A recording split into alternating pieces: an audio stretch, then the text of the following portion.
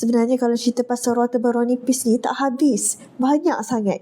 Okay, contohlah kan, hari tu saya cerita untuk perkataan ni huruf ra tu kita baca tebal. Kenapa? Sebab selepasnya ada huruf tebal iaitu huruf sad. Mirsad. Tapi cuba tengok yang ni pun sama kan? Selepas ra sukun ada huruf tebal iaitu huruf sad. Tapi kat sini kita baca nipis. Kenapa? Kita tak baca fasbir sabra, tapi kita baca nipis. Fasbir sabra. Jadi kenapa yang ni baca nipis, yang ni baca tebal? Sebab yang nipis ni ra dengan huruf sad tu dalam dua kalimah. Fasbir satu perkataan, sabra perkataan yang lain. Jadi kita tak tengok dah lah kat sini. Setakat itu saja, fasbir.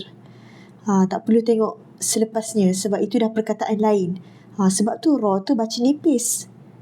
Okay, sedangkan yang ni pula ra dan sad berada dalam satu kalimah. Dia bukannya terpisah, bukannya mir satu perkataan, sad perkataan yang lain. Tak. Mir sad ni adalah satu perkataan. Jadi sebab tu kita kena tengok huruf selepasnya. Disebabkan huruf selepasnya huruf tebal, jadi kita pun baca tebal. Walaupun topik kali ni susah pasal ra tebal ra nipis, tapi saya nak semua cabar diri, cuba jawab soalan saya. Dekat sini nak baca ra tu tebal ke nipis?